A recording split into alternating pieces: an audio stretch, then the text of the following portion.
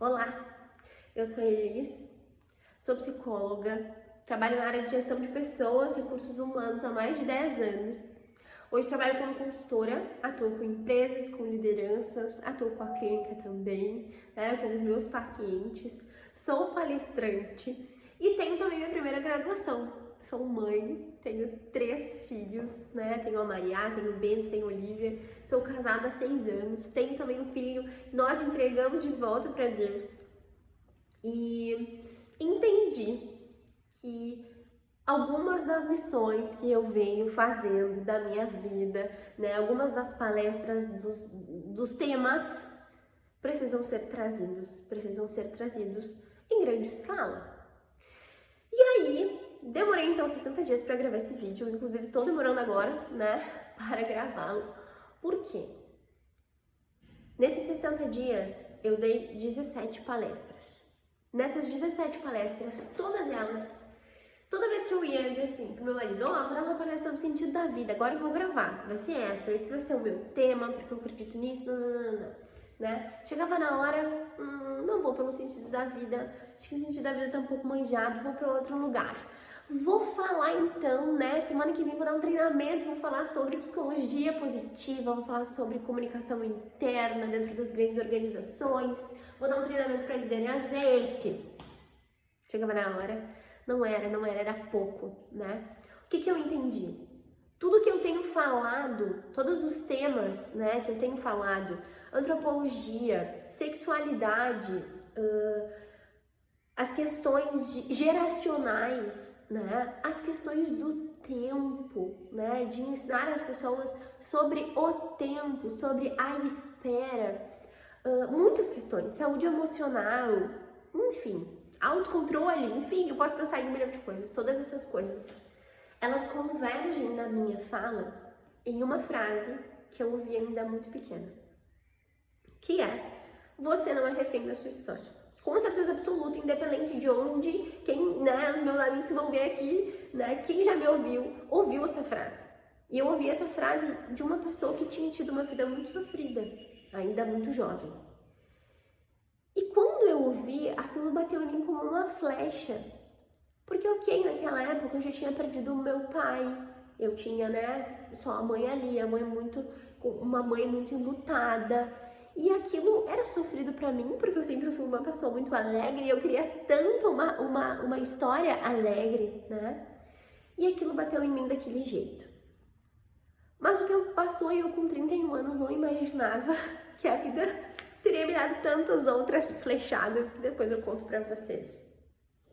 Por isso que toda vez que eu entro em um grupo de pessoas e eu proponho uma mudança, seja ela na comunicação, seja ela no autocontrole, seja ela explicando sobre temperamentos, Enfim, independente da minha proposta, eu sei que antes daquela pessoa conseguir me ouvir e entender o que eu tô falando, ela precisa se conhecer, ela precisa se entender. E tá ok, que manjada, Elis. Primeiro a gente fala de autoconhecimento, sim, mas a gente fala de autoconhecimento real. A gente fala sobre um autoconhecimento que passa por eu entender a minha história, por eu olhar a minha história de vida e eu aprender a amar aquele sofrimento porque ele me trouxe onde ele me trouxe. Eu aprender a amar aquela dor porque eu dei significado para ela. E infinitas vezes eu pergunto para os meus pacientes: tu significou essa dor? Mesmo que nem exista essa forma de falar. É como tu deu significado para isso, que sentido tem o que tu tá vivendo agora na tua vida? Ou como que a gente se abre então pra gente entender o significado que vai ter daqui a um tempo? E foi olhando para isso que eu percebi que independente do que se diga para alguém, a gente nunca vai saber se aquela pessoa vai conseguir absorver aquilo, principalmente porque ela precisa ter esta frase como uma máxima na vida dela.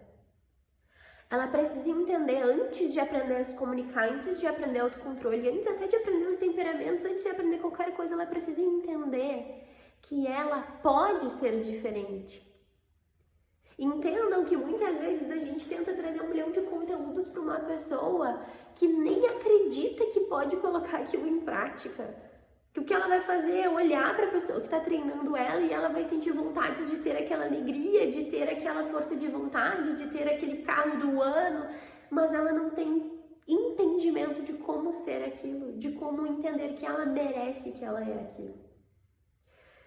E é por isso que eu também entendo, tenho certeza, que eu preciso dizer isso quantas vezes forem necessárias. Que se hoje a caneta que escreve a tua historinha lá não tá na tua mão, tu precisa arrancar essa caneta, seja de quem for, e começar a escrever essa história. E aí, ok, aí abre margem para uma outra pergunta: como eu faço isso? Eu não consigo decidir. E o não decidir, para mim, é o nosso mal do século. A gente não sabe decidir. Como que eu decidi ter 3 filhos tão nova? Como que eu consegui casar com 25 anos? Porque para mim estava muito claro quais eram as minhas prioridades e por que eu existia nesse mundo. Porque eu queria existir nesse mundo. Eu queria existir nesse mundo para fazer a diferença dentro da subjetividade que eu acredito. Eu queria fazer parte deste mundo sendo mãe e isso era uma decisão para mim. Eu queria fazer parte deste mundo entrando de véu e grinalda dentro de uma igreja e isso fazia sentido para mim. Ou seja, a minha decisão, as minhas principais decisões, elas fizeram um colchão para que a minha vida pudesse crescer, fizeram uma raiz para que a minha árvore pudesse, crescer, enfim, com a analogia que a gente quiser utilizar. Agora, se tu não consegue priorizar aquilo que tu quer ser, decidir qual é o colchão, qual é a raiz, qual é a terra que essa vida vai crescer, é aí que as coisas se perdem, que tudo vale, que as oportunidades vão embora, que a gente deixa de olhar com o olhar certo para aquilo que deveria fazer parte da nossa vida e não fez porque a gente não olhou direito. E é sobre isso que eu entendo que é a minha obrigação falar. A minha história é toda errada. Toda errada. Eu perdi todo mundo que eu tinha para perder. Todo mundo que eu tinha, né? Eu digo, às vezes as pessoas acham que eu sou meio sombria. Todos os caixões que eu tinha para fechar, eu fechei. E mesmo assim, como meu irmão disse, eu teimei em ser feliz. E o que eu quero te ensinar, não só com uma história trágica, e é por isso que eu não vou te contar essa história trágica, o que eu quero te ensinar neste momento, nos meus 10 minutos, existe uma forma de ser feliz, de ser diferente, encontrando uma força que não está em ninguém além de ti. Por quê?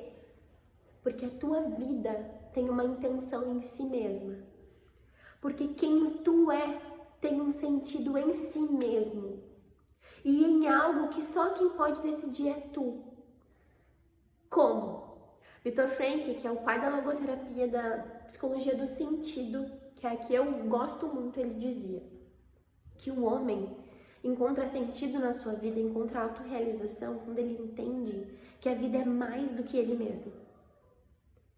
Ou seja, ele encontra sentido em si quando ele tem um propósito e uma tomada de decisão que também vai para além dele.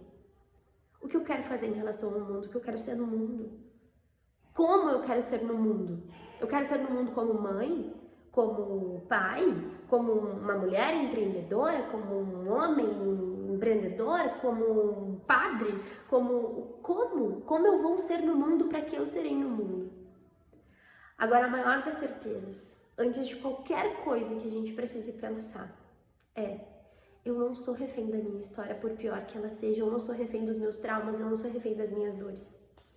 Eu sou protagonista. E isso não é frase emocional e comercial. Isso é uma frase real.